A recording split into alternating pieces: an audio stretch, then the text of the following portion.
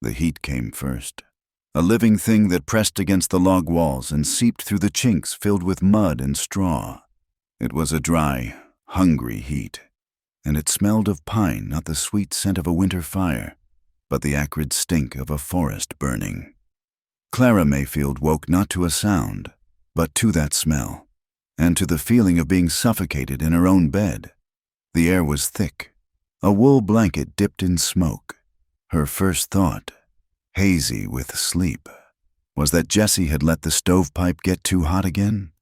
He was always so focused on his work, mending a harness or carving a piece of wood, that he'd let the fire roar until the little cabin felt like a blacksmith's forge. She reached for him, her hand patting the empty space on the corn husk mattress beside her. It was cold. That was wrong. The bed was never cold where Jesse lay. Her eyes snapped open. The room was not dark. It was bathed in a terrifying, flickering orange light that danced and writhed outside the single window. It cast long, monstrous shadows that clawed at the walls. The crackling wasn't from their small hearth. It was a hungry roar, the sound of a beast devouring their home. "Jesse!" Her voice was a dry rasp, lost in the growing noise. Panic, cold and sharp, pierced the fog of sleep. She threw off the quilt and her feet hit the rough-hewn floorboards, already warm to the touch. The cabin, their whole world, was on fire. This small box of pine and promise, built with their own hands over 6 short months of marriage, was being eaten alive. 6 months. It felt like a lifetime and no time at all. She remembered the day they'd finished the roof. Jesse standing on the ladder, his face streaked with sweat and dirt, grinning down at her. He'd looked like a king surveying his kingdom. Our kingdom. "Clara," he had said, his voice full of a quiet pride that made her heart swell. "Not much, but it's ours." Now that kingdom was turning to ash. "Jesse!" she screamed, her voice finally finding its strength. The cabin door burst inward, not with the force of the fire, but from a heavy boot. The frame splintered, and for a moment, the roar of the flames was drowned out by a different sound, the rough laughter of men. 3 figures stood silhouetted against the inferno that had once been their porch. They were shapes of darkness against a backdrop of destruction, their faces hidden by shadow and the grime of the trail.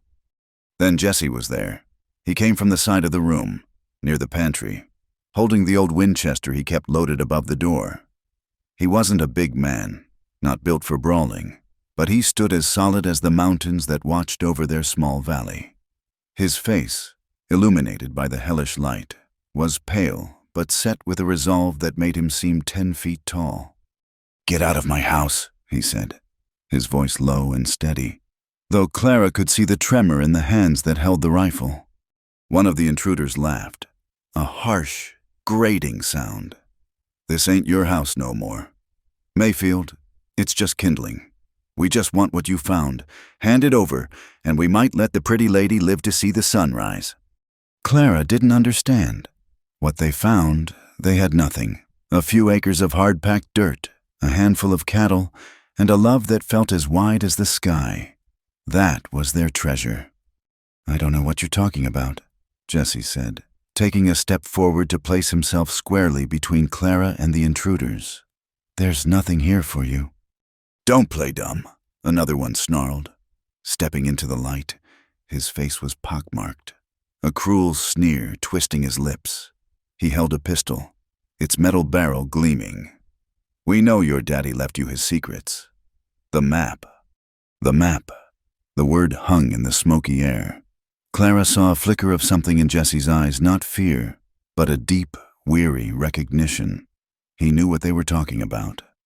"Last chance," the man said, raising his pistol. "Clara, run!" Jesse said, his voice urgent, never taking his eyes off the men. "Get to the storm cellar, now!" But she was frozen, her bare feet rooted to the warm floor. The world had narrowed to this single, terrible scene, her husband, the man who hummed off key while he fixed fences and held her at night like she was the most precious thing in the world. standing against 3 armed men while their life burned down around them. He must have known she wouldn't move. With a roar, he lunged forward, not firing the rifle, but using it as a club, swinging the heavy stock in a wide arc. He caught the first man in the shoulder, sending him staggering back with a curse. It was a brave, desperate move, the action of a cornered animal protecting its mate. But it was not enough. The second man's pistol barked. The sound was flat and ugly, a crack that ripped the air in two. It wasn't like a hunting shot that echoed through the hills. It was a sound of finality, sharp and brutal and close. Jesse stiffened. A look of strange surprise crossed his face, as if he'd been pricked by a thorn instead of a bullet. He took a faltering step back, his eyes finding Clara's. The fierce resolve was gone, replaced by a dawning confusion, a question he would never get to ask. He opened his mouth, but only a soft sigh escaped. Then his knees buckled, and he fell. He landed on his side, the Winchester clattering uselessly to the floor. A dark stain, black in the firelight, began to spread across the simple cotton of his shirt, just over his heart. Time stopped. The roar of the fire faded to a distant hum. The laughter of the men was gone. All Clara could see was Jessie, lying so still on the floor of their home. She didn't scream. The sound was trapped in her throat, a solid ball of agony that she couldn't force past her lips. She took a step toward him, her hand outstretched, needing to touch him, to feel the warmth that was so quickly leaving his body. Rough hands seized her before she could reach him. They grabbed her arms, her hair, hauling her back. She fought then, with a silent, feral fury. She kicked and clawed and bit, her movements frantic and useless. The men just laughed, their grip like iron bands. One of them backhanded her across the face, and the world exploded in a flash of white-hot pain. Her head swam, and the strength went out of her limbs. They dragged her out of the cabin, through the splintered doorway and into the yard.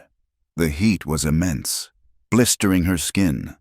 The front of their home was a solid wall of flame, roaring its victory into the night sky.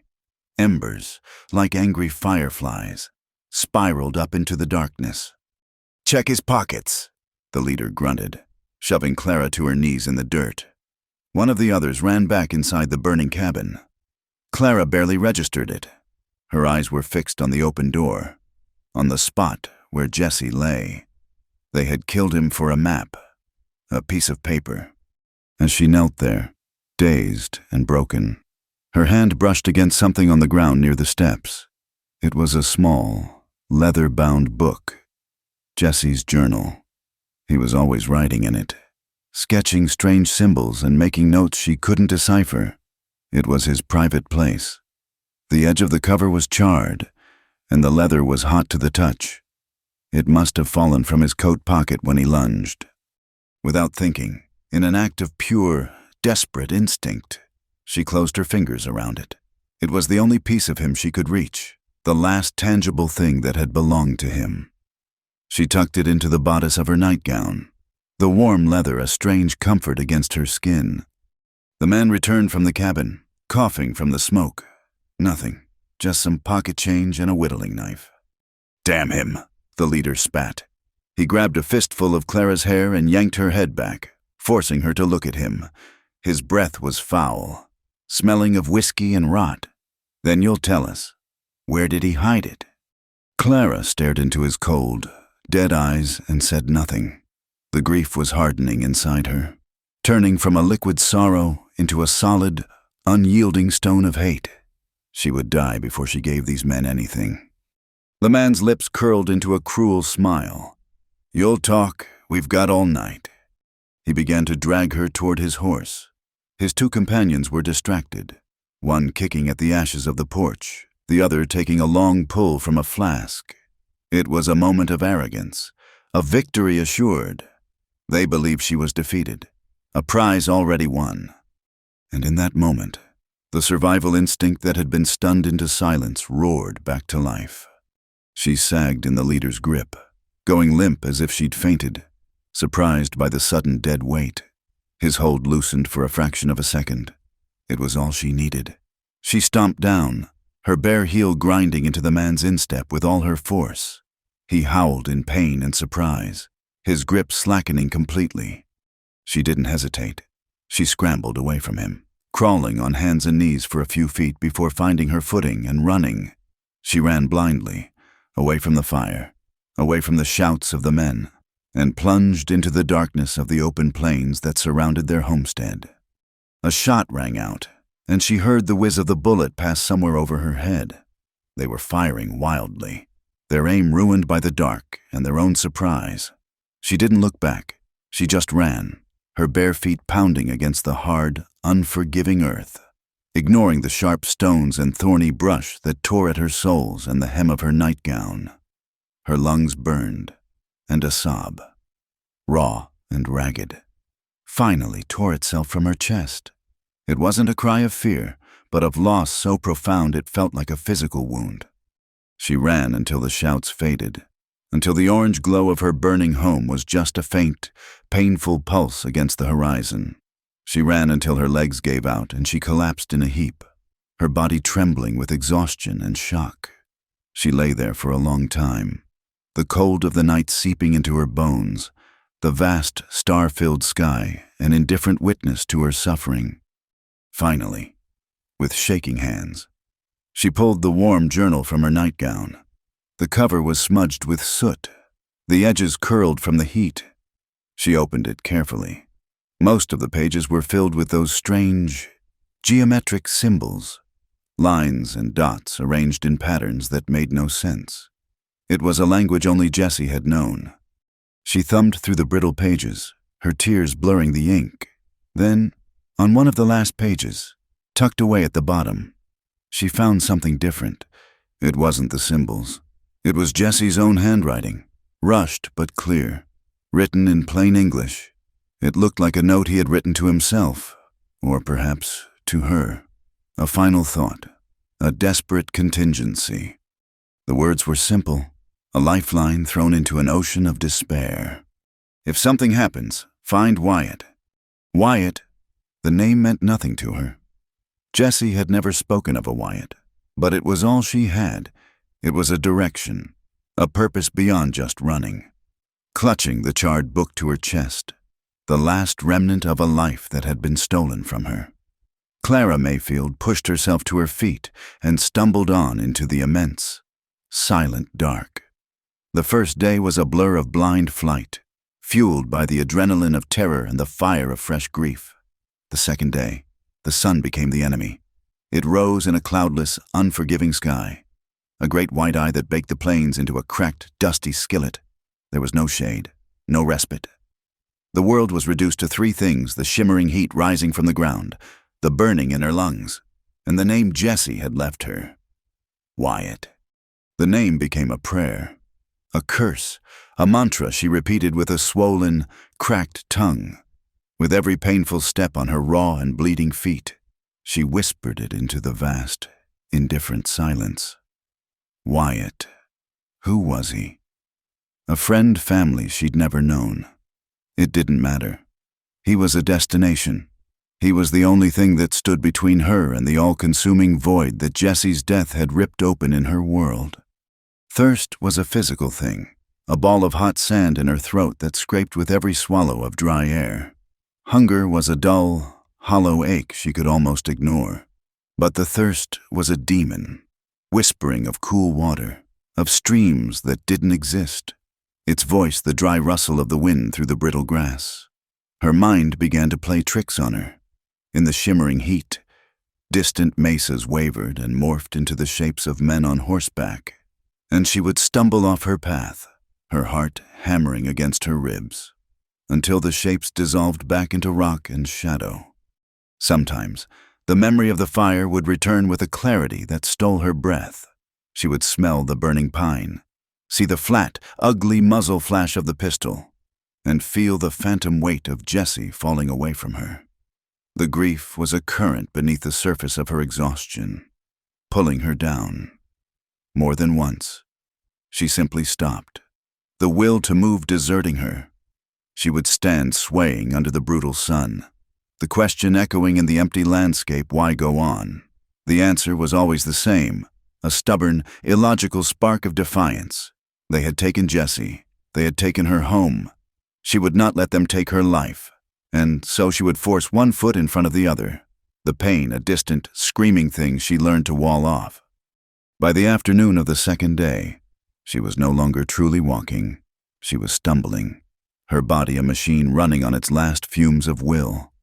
The landscape began to swim, the horizon tilting and swaying like the deck of a ship.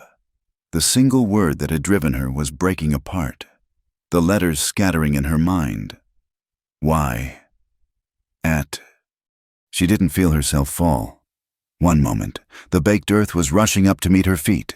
The next, it was pressed against her cheek. There was a moment of soft, floating darkness, a surprising peace. The pain in her feet vanished. The thirst was gone. The memory of the fire cooled to a distant ember. There was only the smell of dust and the strange sensation of letting go.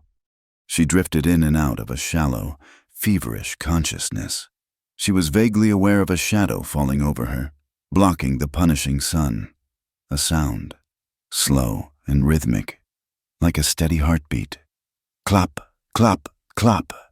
The sound of a horse. Walking, not running. She felt hands on her, surprisingly gentle for their size and strength. They weren't the rough, bruising hands from the fire. These were different. They were firm, competent, and moved with a purpose that was not cruel. She felt herself being lifted, the world spinning sickeningly before settling. The scent of horse sweat, leather, and something else.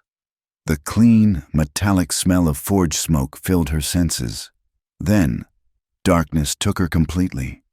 When she woke again, it was to near total blackness. For a heart-stopping second, she thought she was blind, that the fire had taken her sight. She tried to sit up, a panicked gasp escaping her lips. But a wave of dizziness pushed her back down. She was lying on something soft, a cot, not the hard ground. A rough but clean blanket was tucked around her. The air was cool and smelled of dust, iron, and strange, bitter herbs. A sound came from across the small room, the scrape of a match. Then a soft bloom of yellow light. A man was lighting a lantern. He was a large man, broad in the shoulders and long in the torso, built of the same rock and iron as the land around him. He moved with a heavy, deliberate grace, making no wasted motions. In the flickering lamplight, she saw his face was a map of sun and shadow, framed by a dark, untrimmed beard and hair that had begun to gray at the temples. He looked to be a man who had left 40 winters behind him, but it was his eyes that held her. They were a pale, washed-out blue, and they held a stillness, a deep-set quiet that seemed to absorb the world rather than challenge it. They were the eyes of a man who had seen too much and now preferred to simply watch. He saw that she was awake. He didn't speak, just picked up a tin cup from a small, crude table and walked over to the cot. He knelt, not in a servile way, but in the practical manner of a man bringing himself down to her level. He slid a hand behind her head, lifting it gently, and brought the cup to her lips. "Water," he said. His voice was a low rumble, like stones shifting deep underground. It was the first word he'd spoken. The water was cool and clean, the most wonderful thing she had ever tasted. It sluiced the sand from her throat and seemed to bring life back to every part of her body. She drank greedily, then coughed, some of it spilling down her chin. He patiently waited until she was done, then gently lowered her head back to the pillow. He stood and returned to the table, coming back with a bowl of water and some clean strips of cloth. He set the lantern on the floor, its light casting their shadows, huge and distorted, against the log walls of the cabin. He pulled a small stool over and sat down, then gently took hold of the blanket and folded it back, exposing her feet. Clara flinched, a small, involuntary jerk. The memory of her ruined feet, and the agony of every step, rushed back.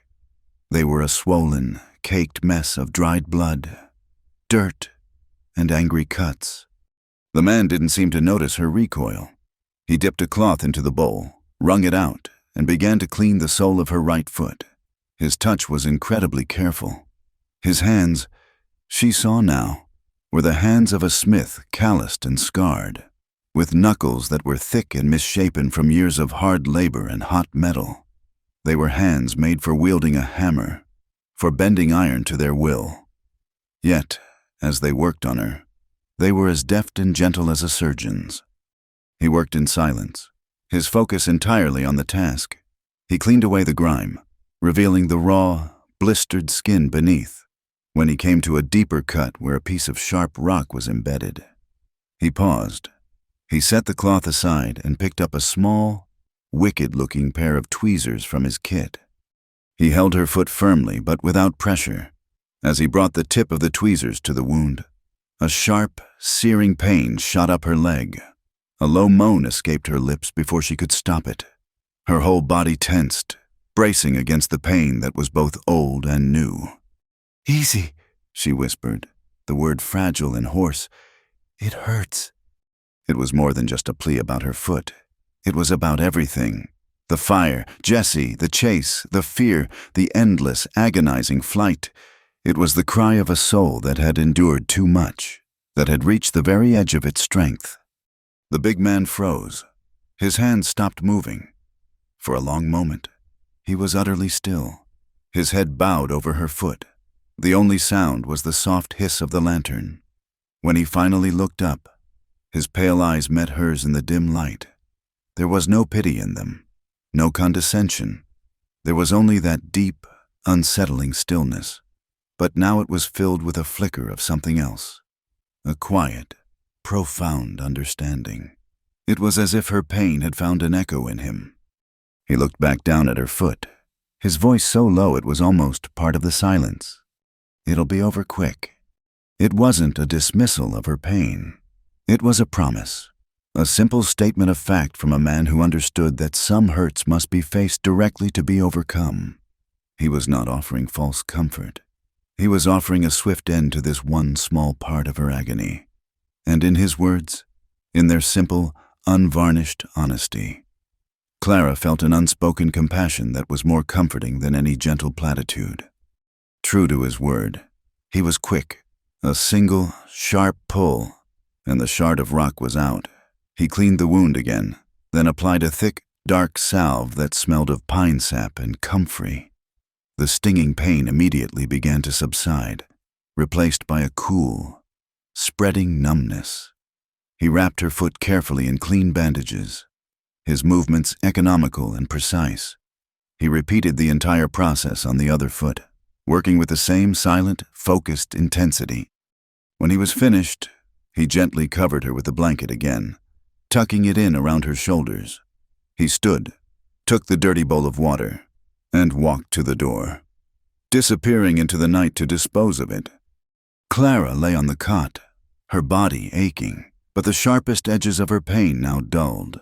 She watched the doorway, listening to the sounds of the night, the chirp of crickets, the distant howl of a coyote. This man, this stranger, had saved her. He had tended to her wounds, given her water, and offered her shelter, all without asking a single question.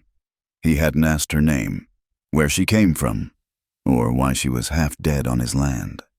Her hand instinctively went to her chest, feeling for the hard outline of the journal beneath her nightgown. It was still there, her anchor, her last link to Jessie. The thought of him brought a fresh wave of grief, a silent, wrenching sob that shook her entire body. The man returned, carrying another cup. This one was filled with a thin, savory broth that warmed her from the inside out. He helped her drink it as he had the water, his movements just as patient. He didn't try to speak. He let her exist in her silence, in her grief. He seemed to understand that words were useless things right now. When she was finished, he took the cup and moved back across the room, sitting on a simple wooden chair in the corner, far enough away to give her space, but close enough to be a silent, watchful presence. She looked at him, this quiet giant in the flickering light, Wyatt, It had to be him. It was too much of a coincidence for it not to be. Jesse had sent her to him, and the unforgiving wilderness had, against all odds, delivered her. For the first time in 2 days, a sliver of safety began to penetrate the thick wall of her fear and despair. She was still a hunted woman. Her world was still in ashes, but she was not alone in the dark. As her heavy eyelids began to drift shut, she heard a new sound from outside, a steady, rhythmic clang, clang, clang, of a hammer striking an anvil. He was working. It was a sound of purpose, of creation. It was the sound of a world being built, not burned, and under its steady, hypnotic rhythm, Clara Mayfield finally fell into a deep, dreamless sleep. Clara woke to the smell of coffee and bacon and the steady, rhythmic clang of a hammer on steel. For a disoriented moment, she thought she was home, that Jesse was clumsily trying to make breakfast while she slept in. The illusion was so powerful, so sweet, that a smile touched her lips. Then, a sharp, throbbing ache in her feet brought the world crashing back in all its brutal reality. Jesse was gone. Home was a pile of ash. She opened her eyes. The light of a new day streamed through a single, clean window, illuminating a room that was as sparse and functional as the man who occupied it. The walls were unadorned logs. The floor was swept clean. A stone hearth stood cold, and besides the cot she lay on, the only furniture was a crude table and 2 stools. Her nightgown, torn and filthy, had been replaced by a man's oversized wool shirt that smelled faintly of forge smoke and cedar. It was patched at the elbows, but clean, and felt like a suit of armor against the morning chill. The man from the night before, Wyatt, stood at the hearth, his back to her. He was tending to a small fire now, a skillet sizzling over the flames. He moved with the same deliberate economy she'd noticed before, every action having a clear and simple purpose. He was a man who wasted nothing, not movement, not words, not, she suspected, emotion. He must have heard the rustle of the blanket as she sat up, because he turned his head slightly. "There's food and coffee," he said, his voice the same low rumble.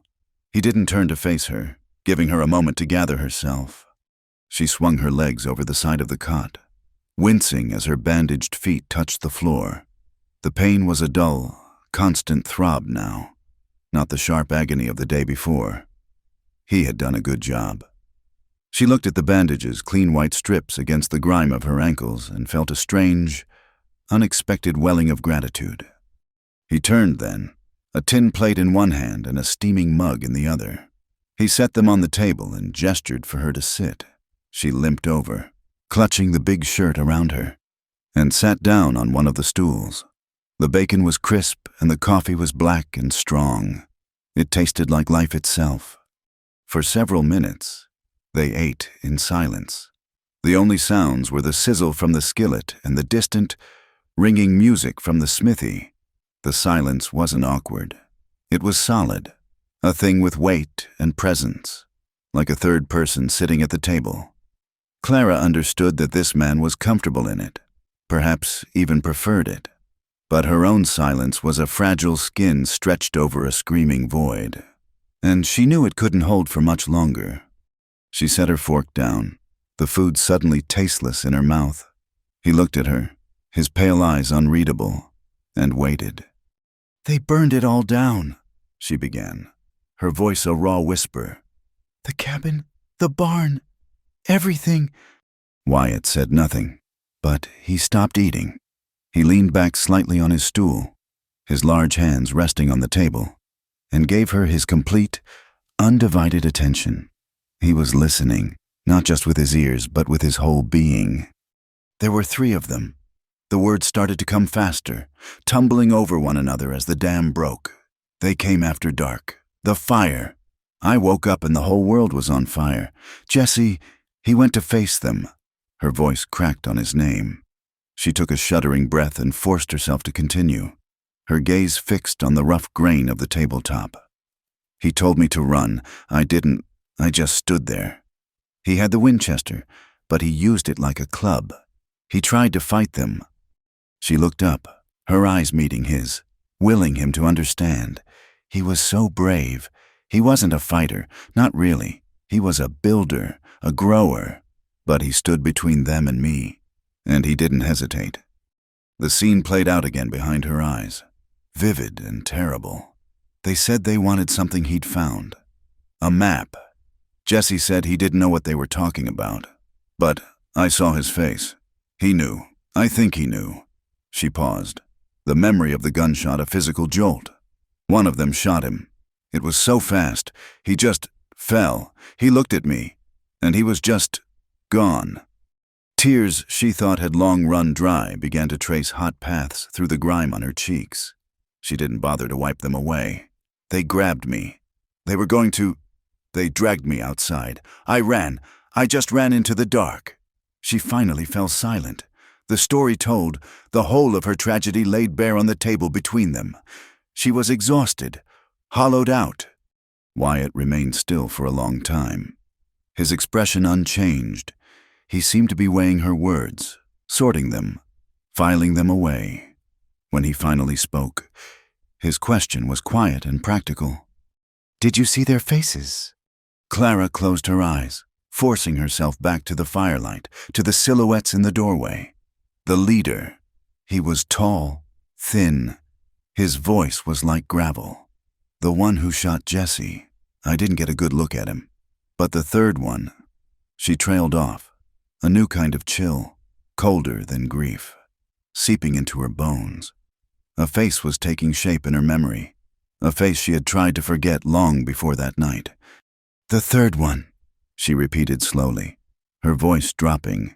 "He stayed in the shadows mostly, but when they dragged me out, the fire lit up his face. He had a scar, right here." She traced a line from the corner of her right eye down to her jaw, like a whip mark, and his left ear was torn at the lobe. "I've seen him before." Wyatt leaned forward, a flicker of intensity in his pale eyes. "Where?" "Years ago, before Jesse and I were married, at his father's ranch. He was a hired hand. They called him Ellis. The name tasted like poison in her mouth. Ellis Grant."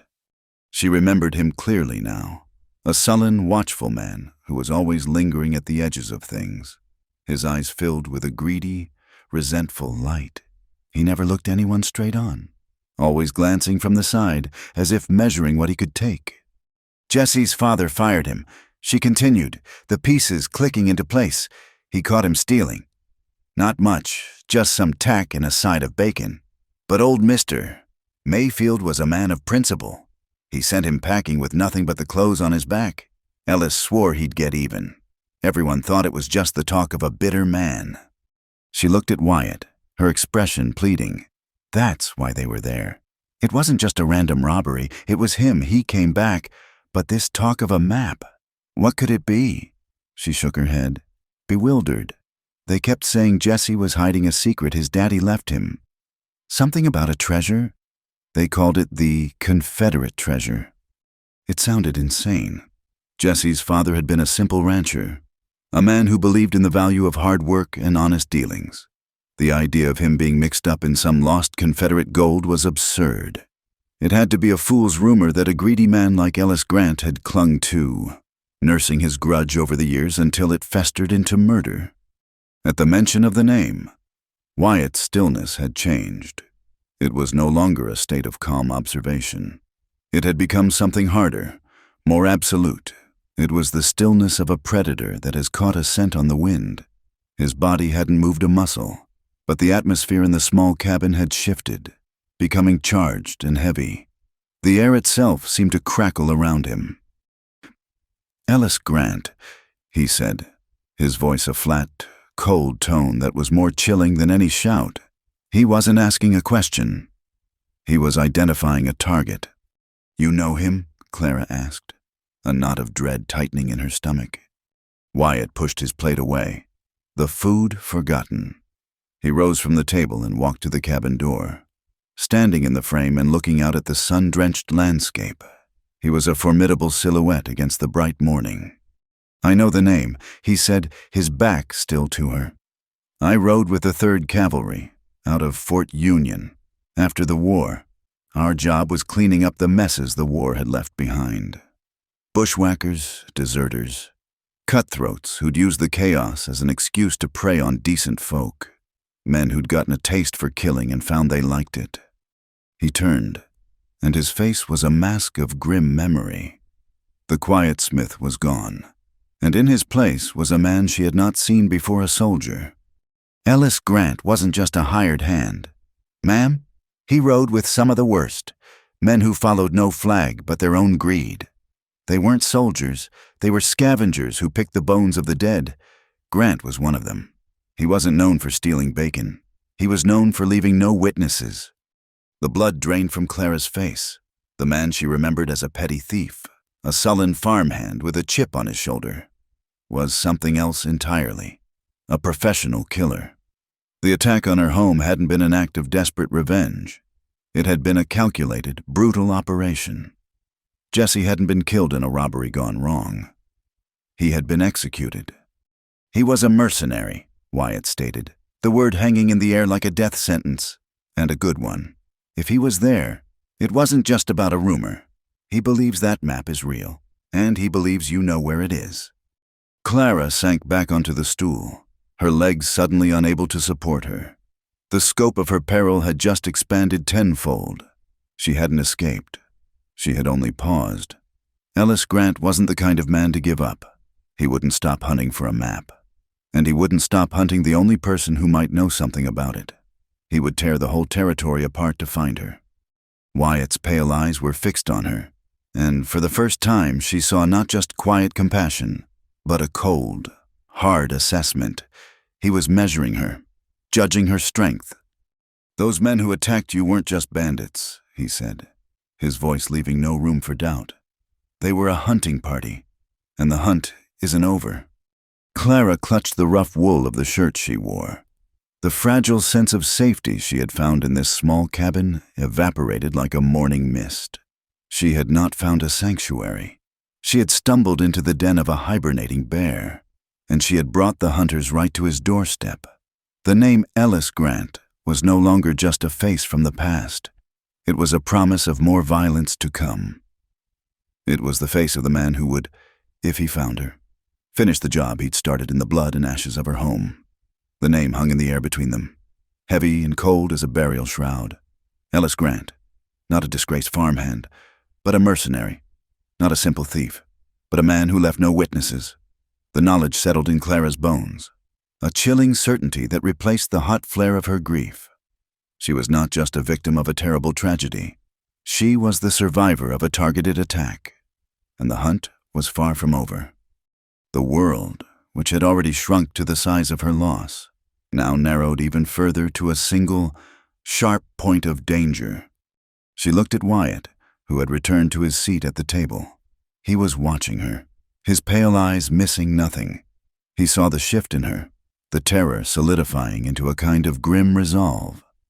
He had given her the truth, brutal as it was, and in doing so, had paid her the respect of treating her not as a hysterical woman, but as a fellow survivor who needed to understand the battlefield.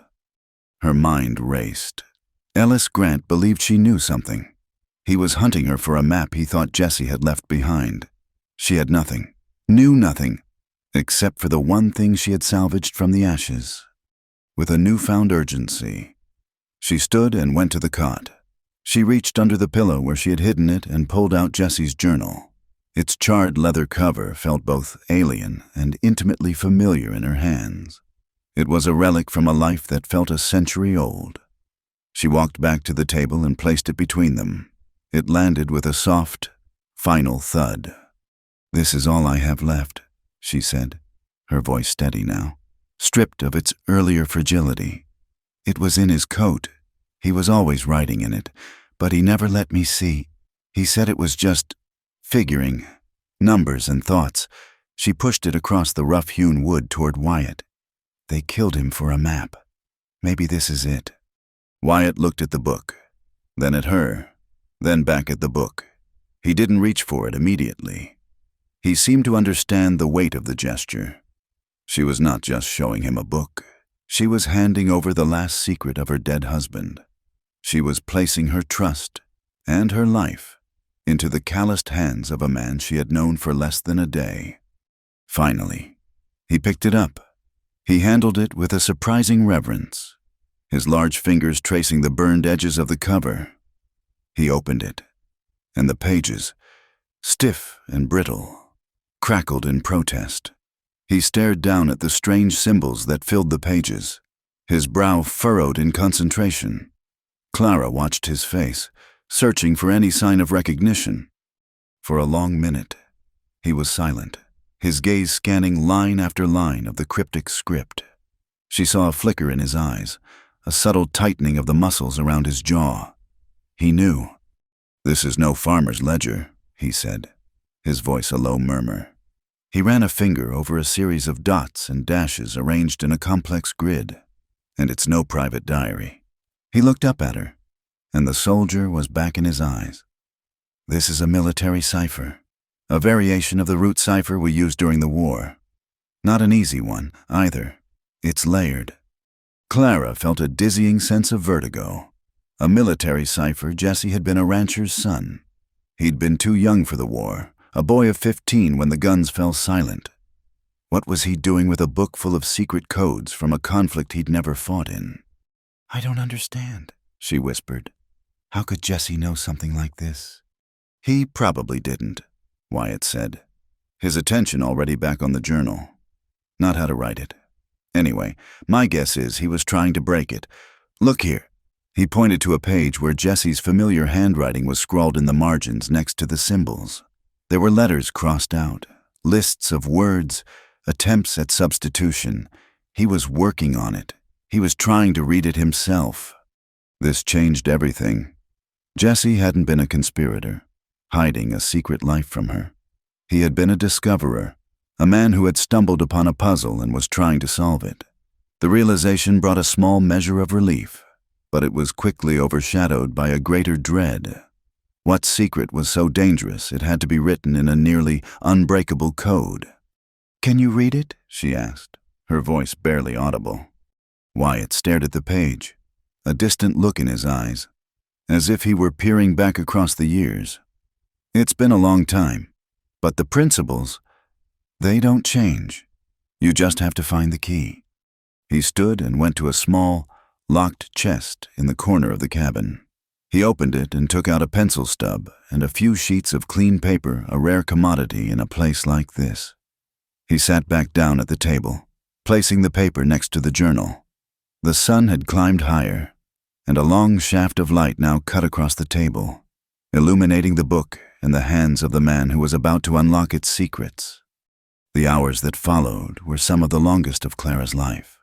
The world outside the cabin ceased to exist. There was only the intense, focused silence within its walls, punctuated by the soft scratch of Wyatt's pencil on the paper and the occasional rustle of a page being turned. The rhythmic clang from the smithy had stopped. All of his attention was here, in this room, bent over the words of a dead man.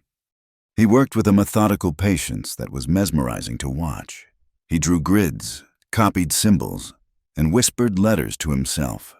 He would stare at a single passage for 20 minutes without moving, his mind clearly navigating the complex pathways of the cipher. For Wyatt, this was not just a code. It was a language he had once spoken fluently, and he was slowly, painstakingly remembering the grammar. Clara did not move. She sat on the other stool, her hands clasped tightly in her lap, and watched. She felt like a ghost in her own life, a spectator to the unraveling of a mystery that had already cost her everything. With every symbol Wyatt transcribed, she felt a sickening mixture of hope and fear. Hope that they would find an answer, something that would give Jesse's death meaning. Fear of what that answer might be. She thought of Jesse, sitting at this very table in their own cabin, poring over this same book by candlelight. Had he felt this same tension, had he known the danger he was courting, the image of him, so full of life and quiet strength, now seemed impossibly fragile. A man caught in a web he couldn't see until it was too late. Finally, after what felt like an eternity, Wyatt let out a long, Slow breath. He leaned back, rubbing his eyes with the back of his hand. Got it, he said. The key is a place name. Shiloh. He must have figured that much out. He looked at the paper in front of him. It was covered in letters, no longer random, but beginning to form words, phrases. It's not all here. The pages are burnt, missing, but there's enough. He began to read, his voice low and devoid of emotion. A simple vessel for the words on the page. A payroll shipment. April 64. Ambushed 10 miles east of the river. Lost 2 men. Buried the strongbox to keep it from the Rebs. 3 days ride south from the broken mesa. Follow the dry creek to the Three Sisters rock formation. Sun rises between the first 2. From there, 100 paces west, beneath the stone that weeps after a rain. He fell silent. The decoded words lay between them. Stark and unbelievable. It was real. The treasure, the lost Confederate gold, or rather, Union gold the Confederates had been after, was real. It was not some fever dream of a greedy thief. It was a truth, written in military code, waiting in the ground. Clara felt a wave of nausea. The secret that had gotten Jesse killed was not a lie. It was a fortune. So it's true, she whispered, her voice hollow. All of it. The reality was somehow uglier than the rumor.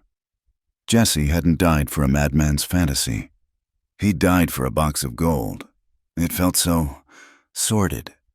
So small a reason for so great a loss.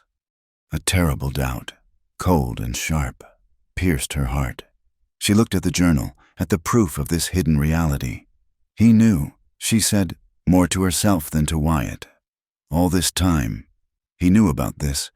We were building a life, saving every penny for a new bull. And all along he knew there was a fortune buried in the ground. The words tasted like betrayal. He never told me. Why didn't he tell me? Her idealized image of her husband, the simple, honest rancher, was fracturing. Had he been lying to her every day of their short marriage, was their entire life, their shared dream, built on a foundation of secrets? Wyatt watched her, his expression softening with a compassion she hadn't expected. He seemed to understand the direction of her thoughts, the new and terrible wound this revelation had inflicted. "Clara," he said, using her name for the first time. It sounded strange in his low, rumbling voice. "Look at the dates in the margins. The last entry Jesse made was 3 days before the attack. He'd only just broken the last part of the code himself. He hadn't been keeping it from you for months or years. He'd only just discovered the truth himself." He slid the journal back across the table to her. "This isn't the book of a treasure hunter. This is the book of a man who inherited a curse." He leaned forward, his voice earnest. "Think about it. The war left scars all over this land, not just the ones you can see. Secrets got buried along with the dead. A man like Jesse's father. Maybe he stumbled on this book, took it from a dying soldier. Maybe he didn't even know what it was. Just that it was important enough for a man to protect with his last breath. He held on to it, a secret too heavy to share, and then he passed it on to his son." Wyatt's words painted a new picture, one that resonated with the man she had loved. Not a schemer, but a man burdened by an unwanted legacy. Jesse wasn't looking for gold. "Clara," Wyatt said with quiet conviction. He was looking for an answer. He was a good man who found a bad secret, and he was trying to figure out what to do with it. Do you go after it? Do you tell someone and risk men like Grant finding out?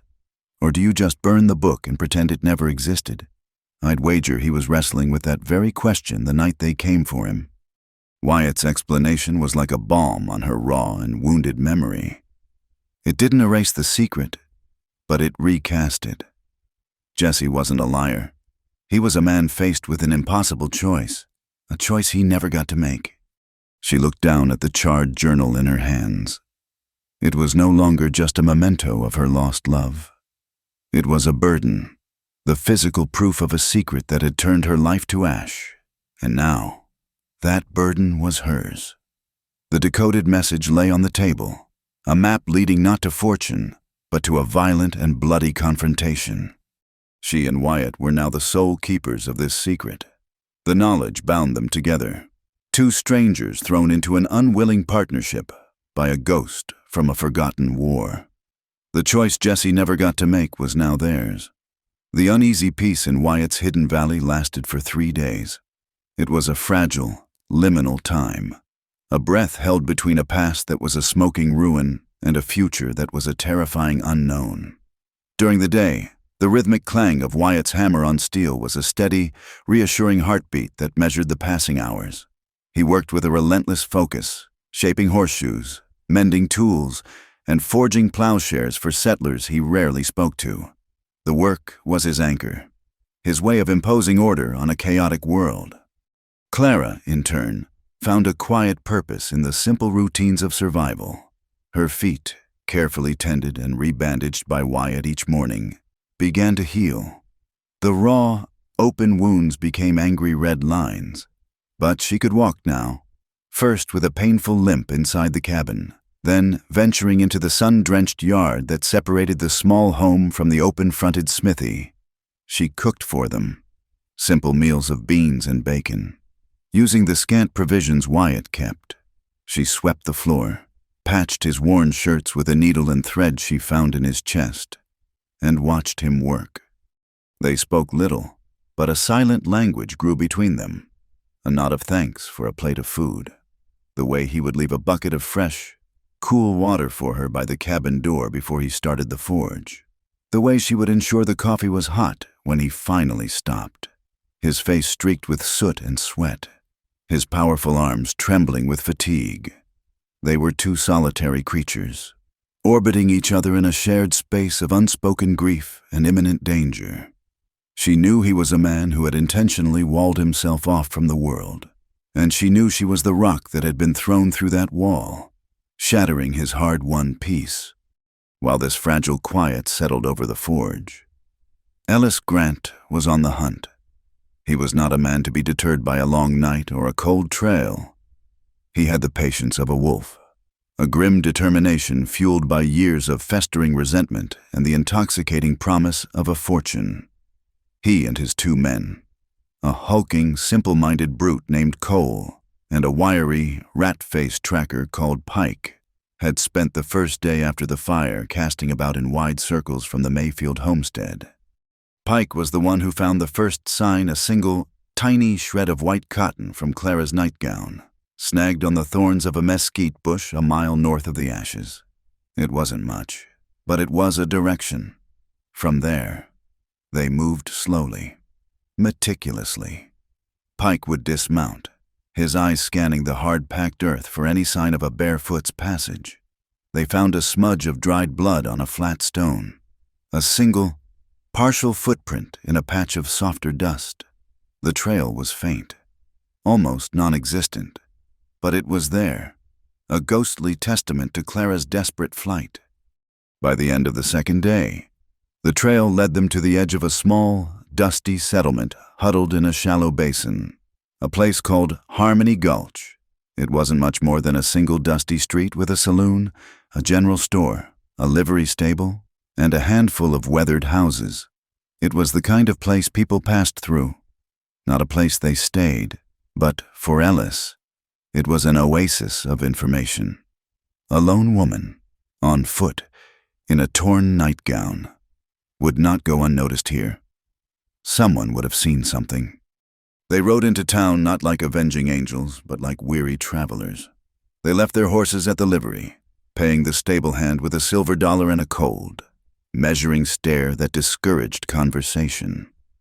They walked down the middle of the street, their spurs kicking up little puffs of dust, and pushed through the swinging doors of the saloon. The place was dim and smelled of stale beer and desperation. A few grizzled prospectors nursed their drinks at the bar, and a pair of ranch hands played a listless game of cards at a corner table. A stoop-shouldered man with a mournful mustache was coaxing a sad, tinny tune from an old piano. It was a scene of quiet, late afternoon ennui. Ellis and his men approached the bar. The bartender, a man named Silas with a bald head and tired eyes, wiped the scarred wood with a dirty rag. "Whiskey," Ellis said, his voice a low rasp. Silas poured 3 glasses. Ellis slid a coin across the bar, but kept his hand on it. "We're looking for someone," he said, his tone casual. "A woman. Came through here in the last day or so. Alone. Might have been distressed. Barefoot? Maybe." Silas's eyes flickered with a brief, guarded light, then went dull again. In a town this small, news was currency, and a story like that would have been all over town. But there was something in Ellis Grant's face, a cold, predatory stillness, that made a wise man poor with his words. "Ain't seen nobody like that," Silas said, his voice flat. "Lots of folks pass through." Ellis smiled, but it was a smile with no warmth, a simple baring of teeth. "I think you have," he said softly. "I think you've seen her, and you've heard something. A woman doesn't just disappear out here.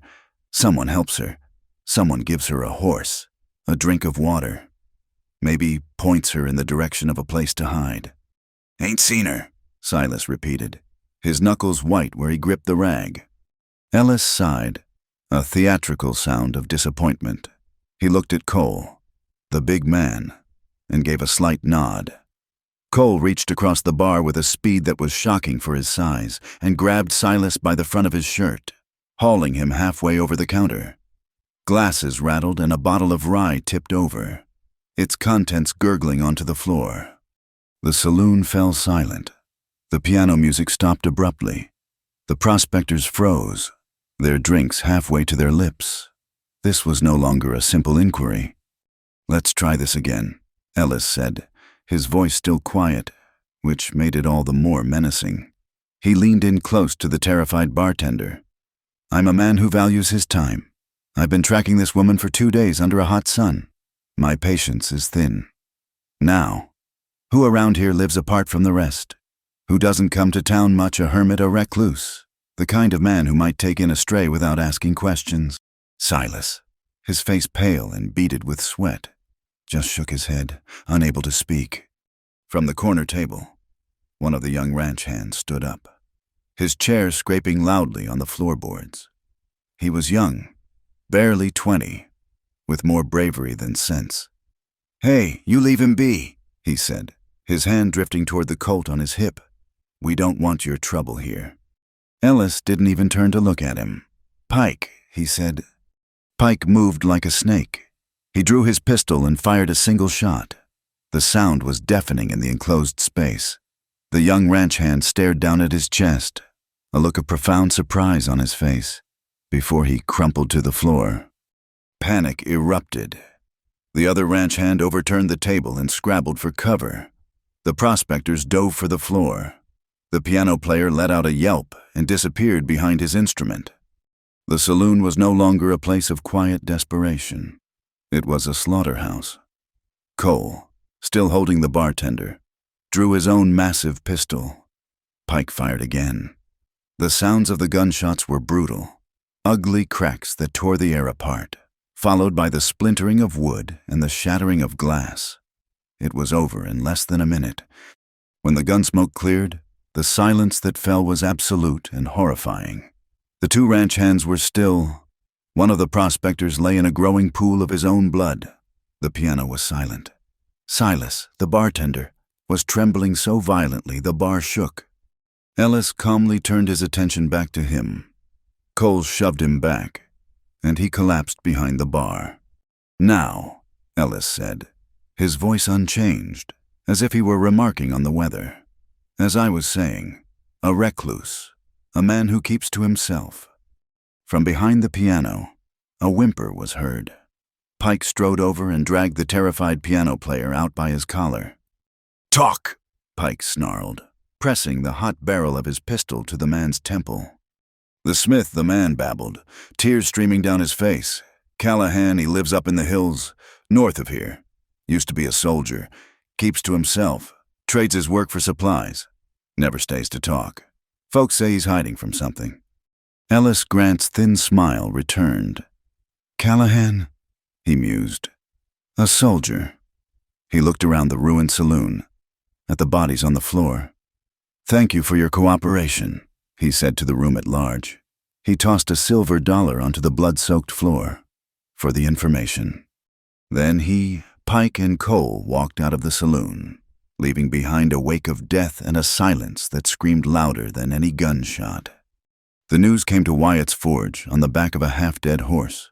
A boy from the livery stable, no more than 16, had hidden in a hayloft when the shooting started.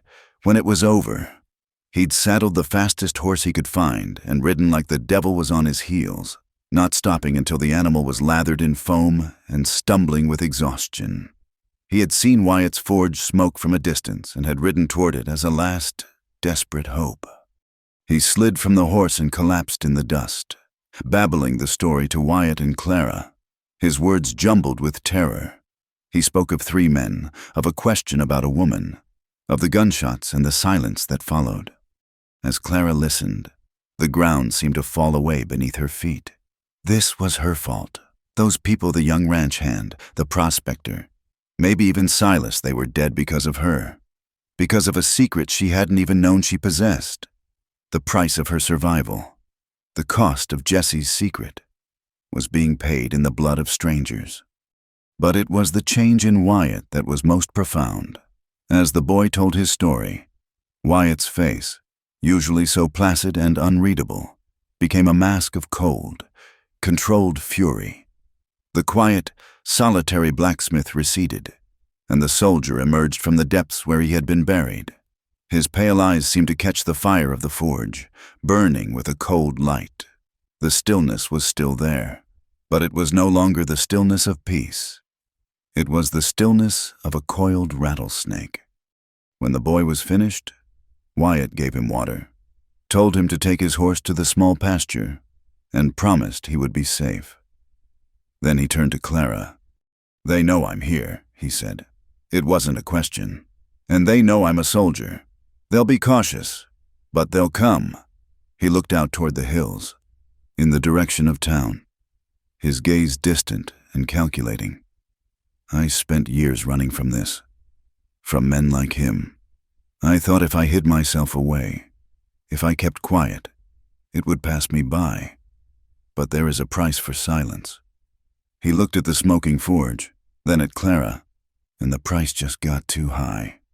The time for hiding was over. The time for running was done. "We don't run," he said, his voice like stones grinding together. "We end it. Here." He strode to the back of the smithy, to a section of the rock wall that was overgrown with thick, thorny bushes. Clara followed him. He grabbed the bushes and tore them away, revealing not solid rock, but a low, heavy wooden door, reinforced with bands of iron and almost completely hidden by the landscape.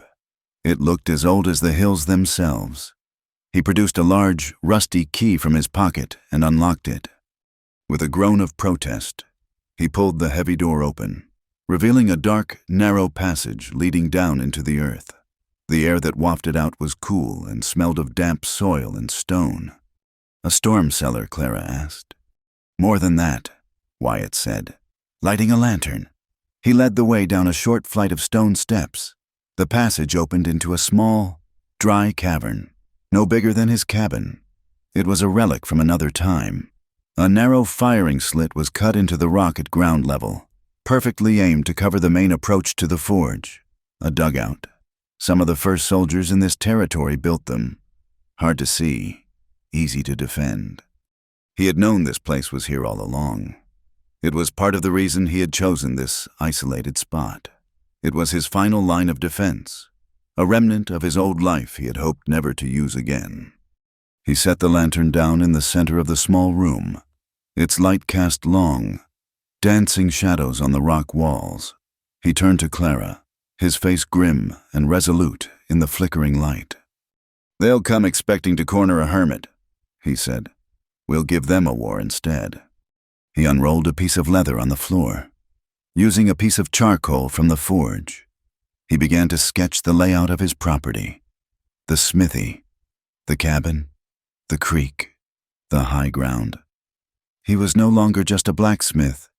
He was a commander, planning a battlefield. Clara knelt beside him. the horror of the massacre giving way to a cold, hard resolve that mirrored his own. She was done being the hunted. She was done letting others pay the price for her life. She pointed to a narrow ravine she had noticed behind the cabin. "Here," she said, her voice clear and strong. "They could be flanked from here." Wyatt nodded, adding it to the map. In the dim, subterranean light, surrounded by the ghosts of a long-ago war, they began to lay their trap. It was no longer just a plan for survival. It was a plan for retribution, a plan to end it all. The preparations were made in the grim, fading light of dusk. The world outside Wyatt's small patch of civilization was bathed in the soft, apologetic glow of a sun that was bleeding out behind the western mesas. Inside the dugout, the air was thick with the smell of gun oil and a cold, metallic tension. Wyatt worked with the focused, unhurried precision of a man who had done this before. He laid out 2 rifles on a rough blanket, a heavy, long-barreled Sharps that looked capable of felling a buffalo at 500 yards, and a slightly smaller, more manageable Winchester, the same model Jessie had held. The sight of it sent a sharp, painful pang through Clara's heart, but she pushed it down, burying it under a layer of cold, necessary resolve. He handed her the Winchester. Its wooden stock was smooth and cool against her cheek, its weight a solid, deadly thing in her hands. He showed her how to work the lever action, how to sight down the barrel, how to squeeze the trigger without jerking, a slow, steady pressure. He spoke in low, clipped tones, the voice of a sergeant instructing a raw recruit. "You don't fire until I do," he commanded, his pale eyes locking onto hers. "You aim for the center of the body. You don't think about who they are. You think about them as targets, nothing more. Can you do that?" Clara looked at the rifle, then back at him. The face of the ranch hand from the saloon, the one the boy said had stood up for what was right, flashed in her mind. "Yes," she said, her voice a dry rasp. "I can do that." Their plan was simple, a classic piece of military misdirection born from Wyatt's experience. The cabin would be the bait. He placed a single lantern on the table inside, its wick turned low, casting a warm, inviting glow that suggested occupancy. It was a beacon in the encroaching darkness. The dugout, with its concealed firing slit, was Wyatt's position. From there, he had a clear, deadly field of fire covering the cabin and the open ground in front of the smithy. Clara's position was the hayloft of the small barn that stood adjacent to the smithy. It was a riskier spot, more exposed, but it offered a different angle, a crossfire that would prevent their attackers from finding safe cover. He had left a ladder propped against the back of the barn for her. As the last vestiges of color drained from the sky, a huge, silver moon began to rise, bathing the landscape in a ghostly, ethereal light. It was a beautiful, terrible moon, illuminating the world in an etching of silver and black, turning every rock and bush into a potential hiding place, a source of menace. "It's time," Wyatt said. He gave her a small sack of cartridges and a canteen of water. For a moment, his hand rested on her shoulder, a brief, firm pressure that was not one of comfort, but of shared purpose. A silent acknowledgement of the abyss they were about to step into together. Then he was gone, melting into the shadows toward the back of the smithy and the hidden door of the dugout. Clara took a deep, shuddering breath and slipped out the cabin door, keeping low and moving as silently as she could. The night air was cool on her skin. The world was preternaturally quiet, the usual chirping of crickets and nightbirds silenced by a tension that even the animals could feel. She reached the ladder and climbed, the Winchester slung awkwardly over her shoulder. The hayloft was dark and smelled of dry grass and dust. She crawled to the opening at the front, a square hole used for loading hay, and peered out. From her vantage point, she could see the entire scene laid out below her like a stage. The smithy, dark and silent, the cabin, with its single deceptive point of light, the open ground, bathed in that stark, revealing moonlight. She settled in behind a low stack of hay bales, resting the rifle barrel on one of them, just as Wyatt had shown her, and then she waited. The waiting was its own form of torture. Every gust of wind rustling the dry leaves sounded like a footstep. Every shadow thrown by a passing cloud looked like a creeping figure. She could feel her own heartbeat, a frantic, hammering drum against her ribs. She thought of Jesse, of his warmth beside her in their bed, of his easy laugh. The grief was still there, a hot coal in her chest, but now it was overlaid with something else, a cold, focused rage. These men had not just killed her husband, they had violated the sanctity of her life, and now they were coming to finish the job. They were coming to erase her, and the memory of the life she had built. She would not let them. An hour passed, then another. The moon climbed higher, shrinking as it brightened, a cold, indifferent eye in the black sky. Then she saw it, a movement at the edge of the tree line, a flicker of shadow that was too deliberate to be an animal. A single figure detached itself from the darkness and moved with a low, slinking gait into the open. It was Pike, the tracker. He moved from rock to rock, a ghost in the moonlight, his attention fixed on the light in the cabin window. Two more figures followed, emerging from different points. Ellis Grant and the big one, Cole. They didn't bunch up. They spread out, using the terrain for cover, their movements professional and coordinated. They were good at this. They approached the homestead from three sides, a tightening net. Clara's breath caught in her throat. Her hands, slick with sweat, tightened on the Winchester. She lined up her sights on Pike, who had taken cover behind a large boulder not 50 yards from the cabin. She could see him clearly in the moonlight. She held her breath, waiting for Wyatt's signal. Below, Ellis raised a hand, and all three men froze. They were listening, watching, testing the silence. Cole began to creep toward the side of the cabin, his huge frame making him an easy target. Ellis himself moved toward the front, keeping the solid corner of the smithy between him and the cabin window. It was a careful, tactical approach.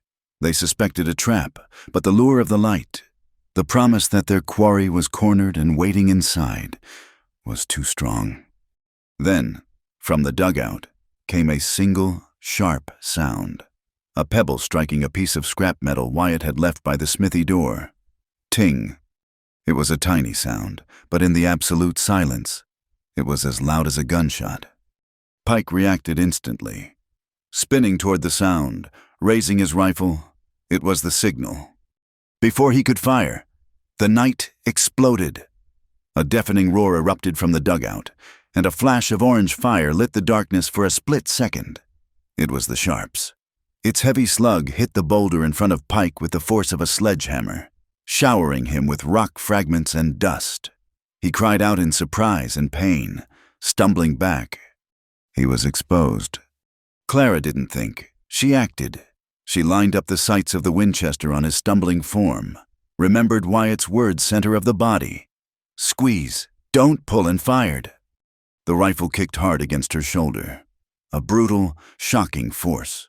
The boom of the shot was a physical blow, a violent punctuation mark that shattered the night in her old life forever. In the moonlight, she saw the dark shape of Pike's body jerk, as if he'd been punched, and then he crumpled to the ground and lay still. The world erupted into a storm of bullets. Ellis Grant, reacting with incredible speed, fired 2 shots at the firing slit of the dugout, the bullets screaming off the rock. Cole, from the side of the cabin, opened fire with a heavy pistol, sending lead thudding into the hay bales in front of Clara. Splinters flew past her face, and the air filled with the sharp, acrid smell of gunpowder. She ducked down, her heart hammering. They knew where she was. Wyatt's Sharps roared again.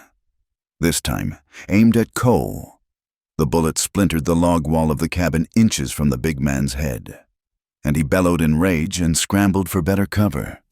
He lunged for the open door of the barn, seeing it as the nearest, darkest place of refuge. It was exactly what Wyatt had wanted. As Cole disappeared into the darkness of the barn, Wyatt's third shot was not aimed at a man. It was aimed at a small, oil-filled lantern that hung on a hook just inside the barn door. A lantern he himself had filled and placed there hours before. The bullet struck the metal base of the lantern, shattering it.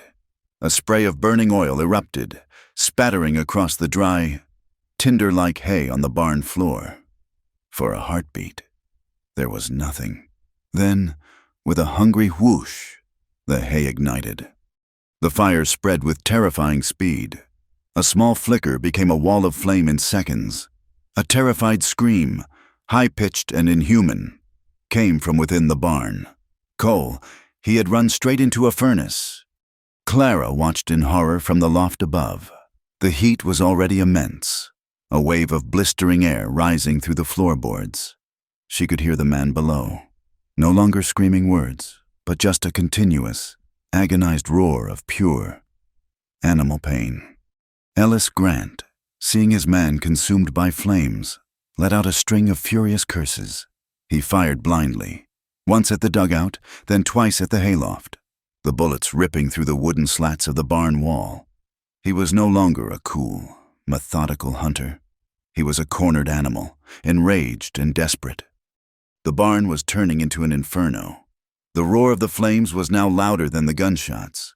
Thick, choking smoke billowed up into the loft, stinging Clara's eyes and catching in her throat. She began to cough, her vision blurring. She had to get out. She scrambled backward, away from the opening, toward the ladder at the rear. Below her, the screaming had stopped. A new, horrifying sound had replaced it, the loud, crackling roar of a structure being devoured by fire. The entire barn was a pillar of swirling flame, casting a terrifying, dancing light across the battlefield, turning the pale moonlight a bloody orange. She half fell, half climbed down the ladder, landing hard on the ground outside. She gasped for clean air, her lungs burning. The night was no longer silent. It was filled with the roar of the fire and the lingering echo of the gunshots. 2 men were down. 1 remained. She looked across the hellish, fire-lit landscape, across the yard, behind the corner of the smithy. She saw a flicker of movement. Ellis Grant. He was still there. He was watching her. The hunt wasn't over. It had just become a duel. The air was a furnace, thick with the stench of burning hay and something else. A sickeningly sweet odor that Clara knew would haunt her nightmares forever. The roar of the fire that was once the barn was a living entity, a ravenous beast that cast the entire homestead in a flickering, hellish light. It threw huge, distorted shadows that writhed and danced, turning the familiar landscape into a place of terrifying alien shapes. Her ears rang from the gunshots, and her lungs burned with every ragged breath she drew. She stumbled away from the inferno, the Winchester clutched in her hands, its barrel hot to the touch. 2 down. Pike, a dark shape lying still in the moonlight. Cole, a final, terrible scream swallowed by the flames. 1 left, Ellis Grant. Her eyes scanned the chaos, trying to pierce the deep, dancing shadows. The light in the cabin had been extinguished, its deceptive welcome now a dark, empty maw. The dugout was a slash of absolute blackness, silent and watchful. Wyatt was in there. He was waiting. A frantic, wild hope surged through her. They had done it. They had turned the tables. They had met savagery with cold, calculated violence of their own. Jessie was avenged. It was this momentary surge of victorious relief that made her careless. She took a step into the open, moving away from the suffocating heat of the barn, her silhouette starkly illuminated against the blaze. From the deepest shadow, at the corner of the smithy where the firelight did not reach, a figure lunged. It was impossibly fast, before she could even raise the rifle. A hand clamped over her mouth, stifling her cry. A wiry, powerful arm snaked around her waist, pinning her arms to her sides and lifting her off her feet. The Winchester clattered uselessly to the ground. "Got you!" A voice hissed in her ear, a low, triumphant rasp full of malice and whiskey. Ellis Grant. He dragged her back into the shadows with him, his body a shield against the firelight. The cold, round muzzle of a pistol pressed hard against her temple. The shock of the attack was so sudden, so absolute, that for a precious second, all the fight went out of her. Her body went limp with terror. Not a sound. Ellis breathed, his breath hot and foul. "Or I'll scatter your pretty brains all over this blacksmith's dirt." He began to drag her, using her as a human shield, moving along the dark edge of the smithy and out into the open ground. He was putting them in the center of the stage, directly in Wyatt's line of sight. Callahan Ellis's voice was a raw shout, cutting through the roar of the fire. "I know you're in that hole, soldier. I've got something you want." He gave Clara a rough shake, forcing a pained gasp from her. "The woman's had a rough night," he taunted, his voice echoing in the unnerving quiet that had fallen between the sounds of the fire. "But she's still breathing. For now, that can change. Real easy." There was no response from the dugout, only the crackle and pop of the burning barn. "You're a smart man. Callahan!" Ellis yelled, his voice taking on a wheedling, conversational tone that was more terrifying than any shout. "You laid a good trap, killed my men, but you didn't get me. And now the game's changed. The board's been flipped." He tightened his grip on Clara, his arm a band of iron across her ribs. She struggled, a futile, desperate movement, and he pressed the pistol harder against her head. "Here's the deal," he shouted. "You throw out the book, the journal, then you throw out your rifle, and you come out with your hands empty. We can still walk away from this. I get what I came for, and you get to live, you and her." Clara could feel the frantic pounding of her own heart. This was it, the final move. She was no longer a fighter. She was a bargaining chip, a piece of flesh and bone standing between two deadly men. Still, Wyatt did not answer. The silence from the dugout was a heavy, terrifying thing. Was he thinking? Was he gone? "Don't test me!" Soldier Ellis screamed, his composure finally cracking. The firelight glinted off the sweat on his face, revealing the scar that snaked down his cheek. His eyes were wide, wild with a mixture of fury and greed. "She dies right now. I'll count to 3. 1. Clara squeezed her eyes shut. She thought of Jesse, of his face in the firelight just before he fell. She thought of the life they were supposed to have. A fierce, defiant rage burned through her fear. She would not die like this, not as a shield for this monster. 2. Just as he was about to shout the final number, the hidden door to the dugout creaked open. It was not a sudden movement, but a slow, deliberate one. Wyatt Callahan emerged from the darkness. He was not holding the Sharp's rifle. He was holding Jesse's journal in one hand and his pistol in the other, its barrel pointed at the ground. He walked slowly into the center of the fire-lit yard and stopped, about 20 paces from them. He was a massive, imposing figure, his face an unreadable mask of shadow and flickering light. He had left his cover. He had exposed himself for her. "Let her go, Grant," Wyatt said, his voice a low, calm rumble that was a stark contrast to Ellis's frantic shouts. "It's over." "It's not over till I say it is," Ellis snarled. He kept Clara's body firmly in front of his own, the pistol never wavering from her temple. The book slided over. Wyatt looked at the journal in his hand, then at Clara. His pale eyes met hers for a fraction of a second, and in them she saw an apology and a promise. He knelt slowly and gave the book a hard shove. It skittered across the dusty ground, stopping a few feet in front of Ellis. "Good boy," Ellis crooned. "Now the pistol."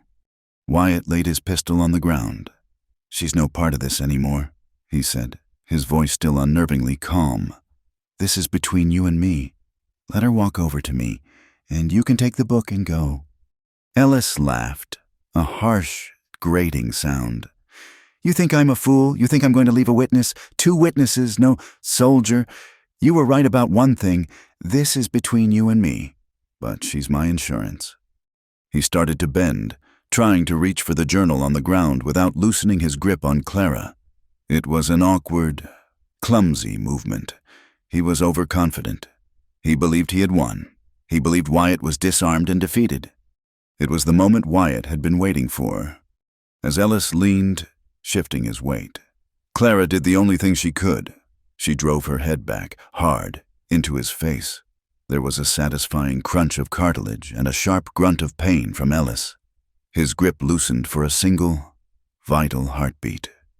The pistol at her temple wavered. It was enough.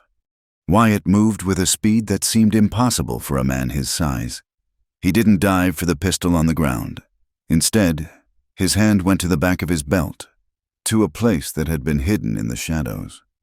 He produced a long, wicked-looking knife, the kind a cavalryman might carry. He had never intended to be unarmed. But he didn't throw the knife. His other hand, his left, which had seemed empty, shot forward. A flicker of dark metal in the firelight. A small, concealable pistol, a derringer, had been palmed there all along. The derringer made a flat, sharp crack, a sound that was almost lost in the roar of the fire. Time seemed to slow down. Clara felt a sudden, sharp, burning sting along her upper arm, as if a hot poker had been laid against her skin. Ellis Grant's body, which was pressed against hers, went rigid. A look of utter, complete surprise washed over his face. A small, dark hole appeared in the center of his chest, just above his heart. He looked down at the hole, then back up at Wyatt, a question in his dying eyes. His grip on Clara slackened completely. The pistol fell from his hand, thudding into the dust. He took a single, stumbling step backward, then another. A bloody, knowing smirk twisted his lips. "You think you've won, soldier?" he rasped, his voice a wet gurgle. He looked at Clara, his eyes burning with a final, triumphant malice. "You should ask your husband. Ask Jesse what he was doing in town the day before we came for him." He coughed, a spray of blood speckling his lips. "He wasn't so innocent," Ellis whispered, the words intended only for her. "A final poison arrow. He was going to sell it. To me. He was going to sell you out for a bag of gold. He just tried to raise the price." Then the light went out of his eyes. His knees buckled, and he collapsed onto his side in the dirt, a final, shuddering breath escaping his lungs. He lay still, his dead eyes reflecting the flames of the burning barn. For a moment, there was absolute silence. Save for the fire, the battle was over. The last of them was dead. Clara stood frozen, her body trembling. The sharp sting in her arm was a distant, unimportant fact. The only thing she could hear was the echo of Ellis Grant's final words, replaying over and over in her mind. "He was going to sell you out." Wyatt was there suddenly, his hands on her shoulders, turning her away from the dead man. "Are you hurt?" he asked, his voice rough with concern. He saw the dark stain spreading on the sleeve of her shirt. It was his shot. The bullet that had killed Ellis had grazed her on its way through. "It's nothing," she whispered, her voice feeling like it belonged to someone else. She looked at Wyatt, her eyes wide with a new, more terrible pain than any bullet could inflict. "What he said? Did you hear what he said?" Wyatt's face was grim. He had heard. He gently ripped the sleeve of the shirt, exposing a shallow, bleeding furrow in her flesh. It wasn't deep, but it was bloody, a clean wound. But the other wound, the one Ellis's words had torn open in her heart, was 1,000 times deeper. It was a jagged, poisoned wound that Wyatt's medicine could not heal. The physical threat was gone, but in its place, a single, devastating truth had been left behind. Or was it a lie, Jesse? Her Jesse, a traitor? It was impossible. It had to be the final, desperate lie of a dying monster. But as she stood there, shaking in Wyatt's steady grip, the firelight casting long shadows all around them, she couldn't silence the terrible, insidious whisper of doubt that had already begun to take root in her soul.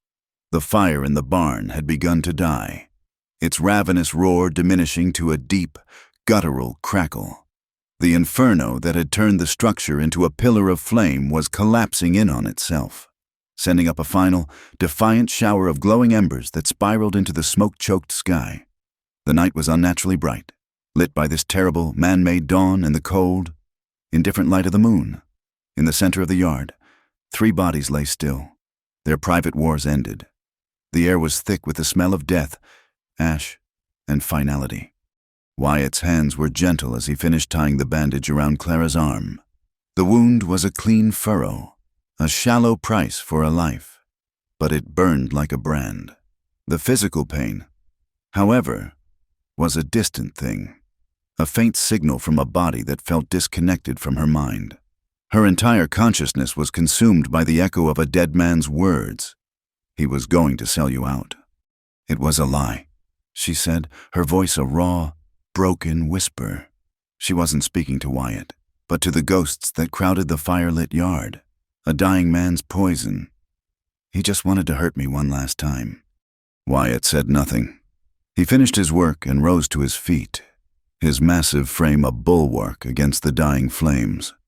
He looked at the bodies, his face a grim, unreadable mask. There was work to be done, the grim accounting that always followed a battle. But he seemed to understand that the more important battle was now being fought inside Clara's mind. He loved me, she insisted, the words a desperate prayer. Jesse, he wasn't that kind of man. He was good. He was honest. She looked at Wyatt, her eyes pleading for him to affirm it, to lend his quiet, solid strength to her belief. You said it yourself. He was a good man who found a bad secret. I believe that's the truth of it, Wyatt said. His voice a low rumble, but there was a shadow of something in his eyes, a flicker of doubt that he could not completely hide. A soldier like him knew that men, even good men, could be broken by desperation. Clara saw it, and the sight of it was like a physical blow. The foundation of her memory, the one thing the fire and the bullets had not been able to touch, was beginning to crumble. Ellis's words were a seed, and in the fertile ground of her grief and exhaustion, it was taking root. I have to know, she said, a new, frantic energy seizing her. I have to be sure. She looked past him, her gaze fixed on the dark horizon, in the direction of the smoldering ruin that had been her home. There was a place he kept things, his father's things. A small box. He said it was just old papers, memories. Clara, there's nothing left, Wyatt said, his voice gentle but firm. It's gone. No, she insisted, shaking her head, her movements sharp and jerky. Not in the cabin, in the storm cellar, under a loose stone in the floor. He showed me once. He said it was the safest place on the homestead. She grabbed the front of his sleeve, her grip surprisingly strong. You have to take me back, now. I have to see what's in that box. It was a mad request, to ride back into the heart of her own destruction, to willingly return to a place of such profound trauma. Wyatt looked down at her, at the wild, haunted look in her eyes, and he understood. This wasn't about a box of old papers. This was about putting a ghost to rest. She could not move forward, could not begin to heal, until she either proved Ellis a liar or faced the terrible truth of his words. He gave a single slow nod. The ride back was a silent, grim procession under the fading moon. Wyatt rode his own steady gelding, while Clara rode the horse of the livery boy who had brought them the news. The boy now sleeping an exhausted, dreamless sleep in Wyatt's cabin. They didn't speak. There were no words for the journey they were on. The landscape, which had been a place of shared dreams and future promise for Clara, was now just a vast, empty canvas for her grief. Every tree, every rock formation, was a memory, and every memory was a fresh wound. They arrived as the first pale, gray light of dawn was beginning to stain the eastern sky. The sight of her home, seen now in the clear, unforgiving light of day, was worse than she could have imagined. The cabin was a blackened skeleton, a few charred timbers clawing at the sky like the fingers of a corpse. The barn was a smoking, glowing pile of ash. A fine layer of gray soot covered everything, a funereal dust that muted the colors of the world. The air still smelled of smoke and ruin. Wyatt dismounted and helped her down, his hands steadying her as her legs threatened to buckle. She stood there for a long moment, simply staring, absorbing the totality of her loss. It was not just a home. It was a life, incinerated. "The cellar doors are behind what's left of the cabin," she said, her voice devoid of emotion. She was a machine now, moving forward on a single, desperate purpose. They found the heavy wooden doors, miraculously untouched by the fire. They were swollen and heavy with the night's dew, but Wyatt's strength was more than a match for them. He hauled them open, revealing a set of steep stone steps leading down into the darkness. Wyatt lit a lantern, and its small, brave flame pushed back the subterranean gloom. The cellar was small and smelled of damp earth and stored root vegetables. Jars of preserves lined one wall, a testament to a future that would never come. In the center of the hard-packed dirt floor was a small, flat stone that was a slightly different color from the ones around it. "There," she whispered, pointing. Wyatt knelt and, using the tip of his knife, worked the stone free. Beneath it was a small, dark cavity. He reached inside and pulled out a metal box, about the size of a loaf of bread. It was an old military strongbox, its corners reinforced with brass, its surface covered in a fine layer of dust. It was heavier than it looked. He placed it on the floor between them. The lock had been broken long ago. He took a deep breath and lifted the lid. Clara's heart stopped. She had been expecting old letters, perhaps a tintype of Jessie's parents, a dried flower. She was not prepared for what she saw. The box was filled to the brim with gold coins. They were not the bright, shiny currency of a bank. They were old and heavy, mostly double eagles, their surfaces worn smooth with the passage of time. They seemed to absorb the lantern light rather than reflect it, glowing with a dull, malevolent light. They were real. The treasure was real. A choked, strangled sob escaped Clara's lips. It was the sound of a hope dying. If the gold was real, then Ellis's story. But there was something else in the box. Lying on top of the bed of gold, it was a folded sheaf of papers, tied with a piece of twine. On the top page, in Jessie's familiar, slightly slanted handwriting, was her name, Clara. With trembling fingers, she reached into the box and lifted the letter out. The coins beneath it shifted with a soft, sinister clink. She untied the twine and unfolded the pages. "Clara," she read aloud, her own voice sounding alien and distant in the close, dark space. "My dearest Clara, if you are reading this, then I have failed. I have failed to be the man you deserve, and I have failed to protect you from a secret that is not my own. I pray you never have to read these words, but I cannot carry this burden alone any longer, and I must give you the truth, no matter how ugly it is." She paused, taking a ragged breath. Wyatt remained perfectly still, a silent, stone-like witness. "The gold in this box is real." She continued reading. "My father found it years ago.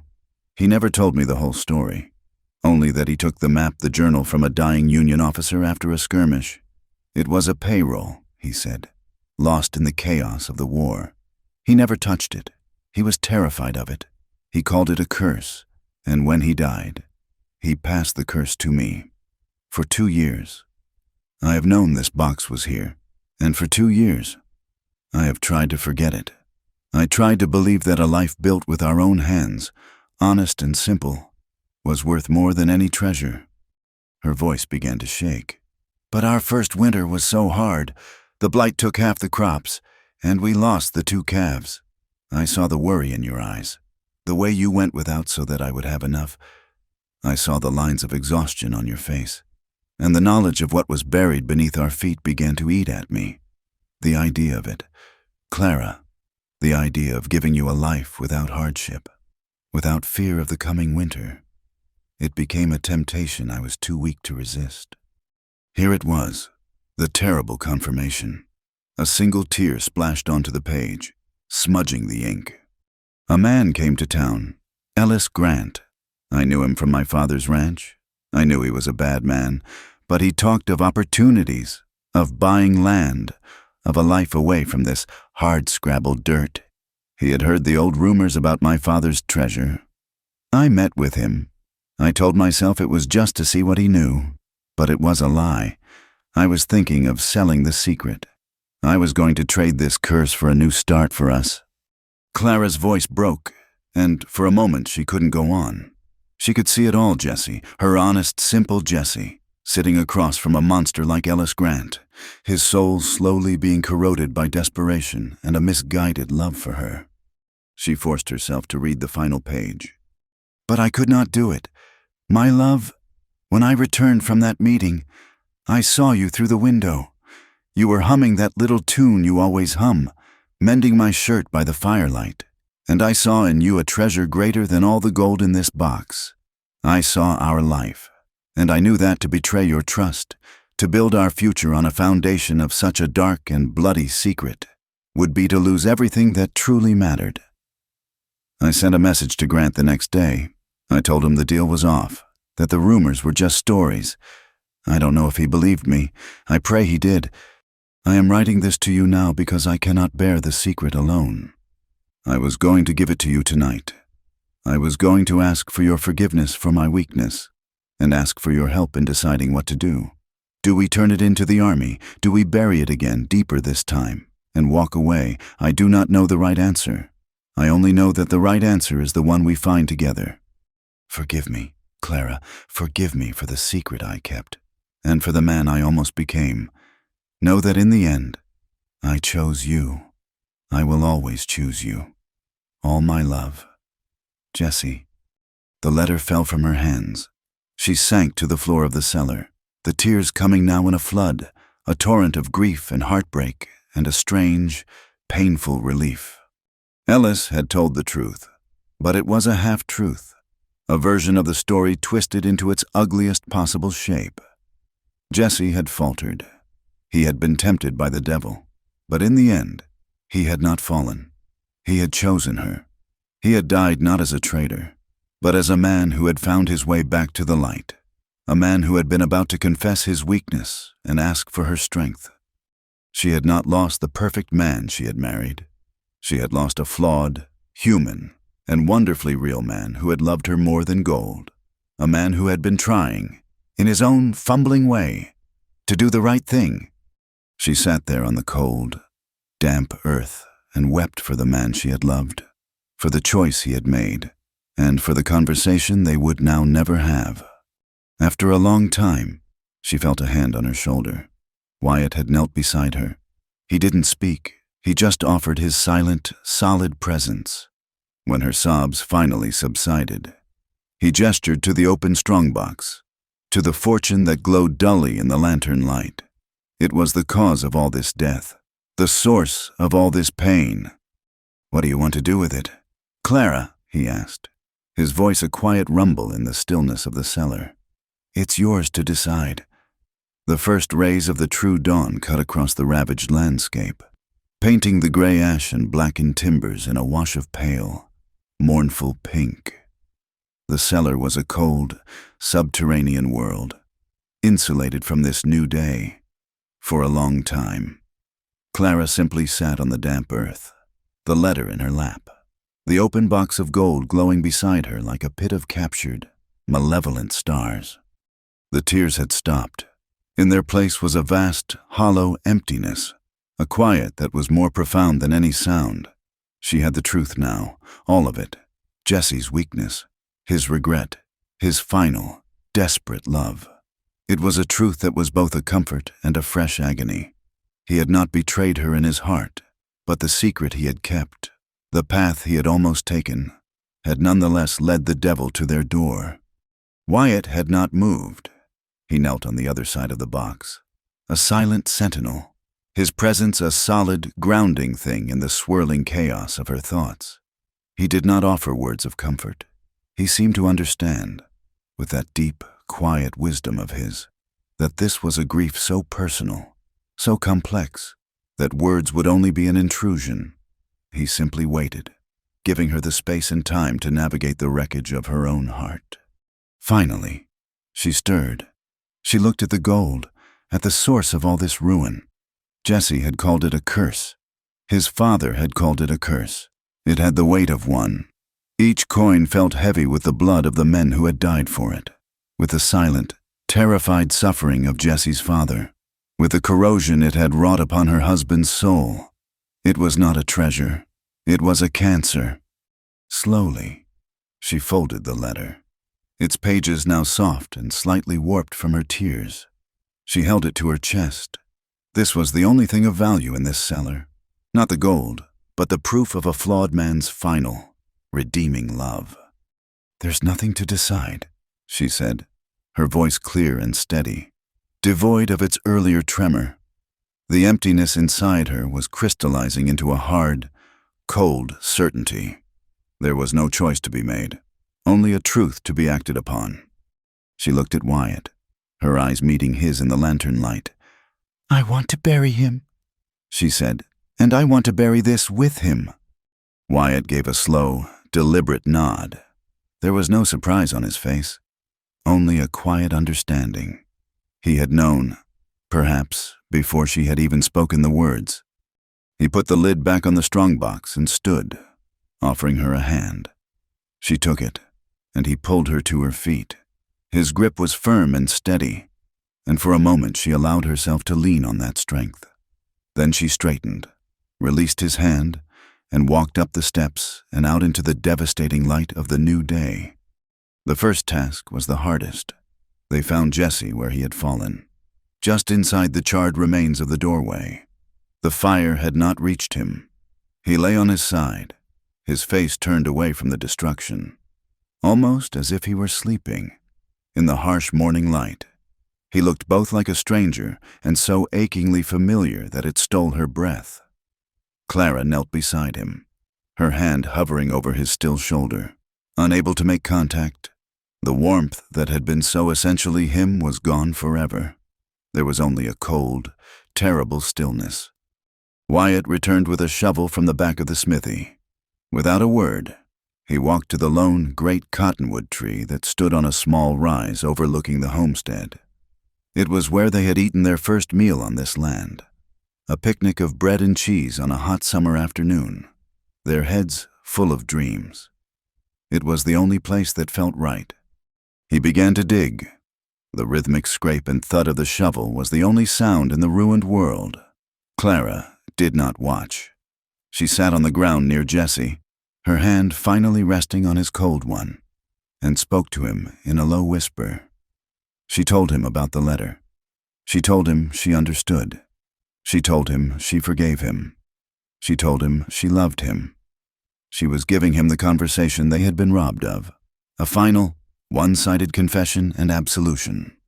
When the grave was ready, Wyatt carried Jesse's body, wrapped in a blanket from his own cabin, with a tenderness that seemed at odds with his immense strength. He laid him gently in the earth. Clara came and stood at the edge of the grave. She looked down at his peaceful, sleeping face for the last time, memorizing the shape of his jaw, the way his dark hair fell across his forehead. Then she leaned down and placed the letter, her final proof of his love, on his chest. "Now the rest," she said, turning to Wyatt. He went and retrieved the heavy strongbox. He carried it to the graveside and looked at her, a question in his eyes. This was the final moment, the last chance to turn back. "All of it," she said, her voice unwavering. He opened the box and tilted it. The gold coins tumbled out, landing on Jesse's blanketed form with a soft, metallic rain. It was a strangely muted sound, the coins making no triumphant clang, only a dull, heavy thud as they found their resting place. They poured out, a river of tainted, useless wealth, until the box was empty. It was not a burial of treasure. It was the interment of a disease. Then, together, they filled the grave. Wyatt did the heavy work with the shovel, while Clara used her hands to push the rich, dark earth over the edge. When it was done, a simple, Raw mound of dirt marked the place where her husband and his curse lay buried together. The land had taken back its own. They stood in silence for a long time as the sun climbed higher, its warmth beginning to feel like a sacrilege in this place of cold loss. The work was done. The past, in all its beauty and horror, was now truly in the ground. All that remained was the terrifying, empty space of the future. Wyatt finally broke the silence. "The boy is safe at my cabin," he said, his voice practical, pulling her back to the world of the living. "When you're ready, I'll take you both to the nearest real town. You can get a message to whatever family you have from there." Clara looked at him. He was already planning his exit. His duty was done. He had saved her, helped her, and now he was preparing to retreat back into the solitary world he had built for himself. The thought of it, of being left alone in a town full of strangers, with nothing but the clothes on her back and a head full of ghosts, was a more terrifying prospect than facing a dozen men like Ellis Grant. She watched as he walked back toward the horses, his movements once again those of a man preparing for a journey. He was filling their canteens from the well, checking the cinches on the saddles. He was a man of purpose, and his purpose was to leave. She had nothing. Her home was gone. Her husband was gone. The life she had known was a memory. For a moment, she felt a profound and dizzying sense of despair.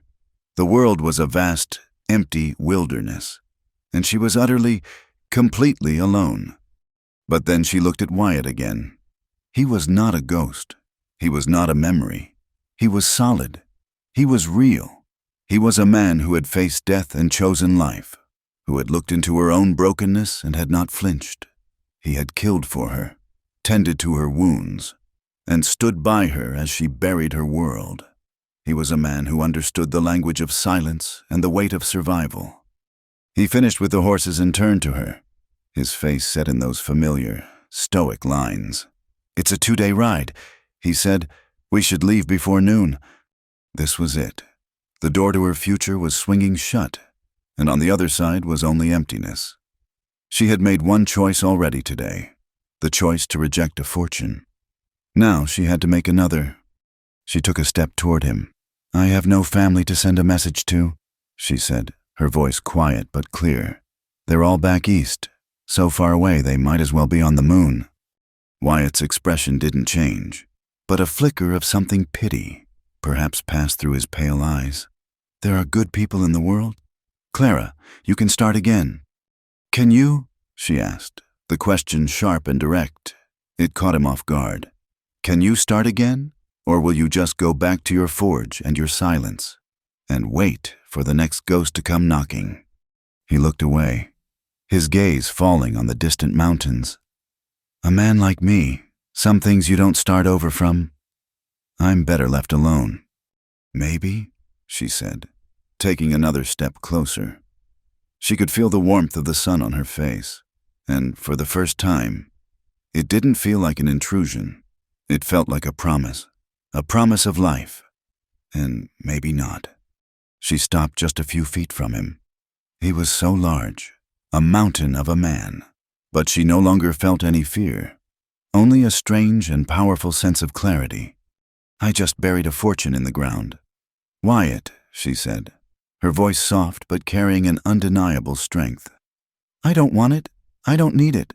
She paused, a small, sad, but genuine smile touching her lips for the first time. "But if I'm going to be poor, maybe I need a good smith, someone who can fix a broken pot." She looked him directly in the eye.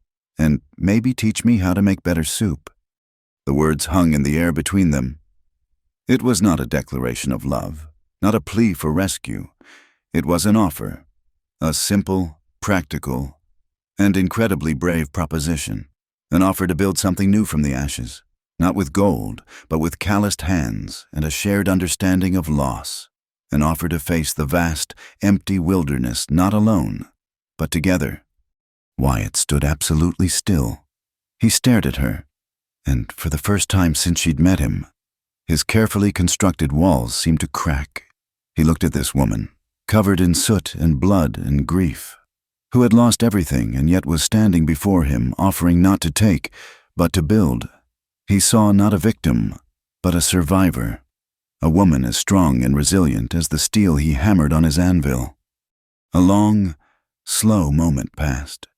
The silence was filled with the whisper of the wind through the lone cottonwood tree. Then, the corner of his mouth twitched, a ghost of a smile. Perhaps, or something more.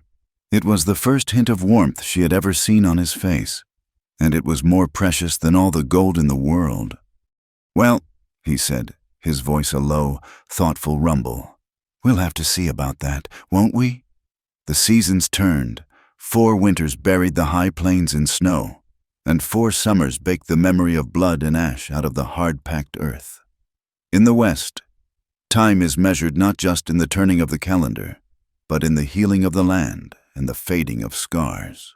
The scorched patch of ground where the old cabin had stood was now overgrown with stubborn wildflowers, their bright, defiant colors a testament to life's insistence on returning.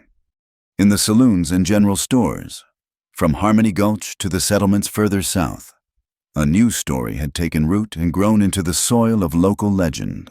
Old-timers would tell it to wide-eyed newcomers over a glass of cheap whiskey. They spoke of the Mayfield Massacre, of the night Ellis Grant and his cutthroats had painted the town red. But the story never ended there. It always turned to what happened after. They spoke of the woman, Clara, the one who had walked out of the fire in the shadow of death. And they spoke of the blacksmith, the quiet giant Callahan, who had lived alone in the hills for years, a man hiding from his own ghosts. The legend, as legends do, had smoothed the rough edges of the truth. They said the blacksmith had killed 3 hardened mercenaries with just 2 bullets, a feat of impossible marksmanship. The livery boy, in his terror, had heard the near-simultaneous crack of Clara's Winchester and Wyatt's Derringer as one single, thunderous report.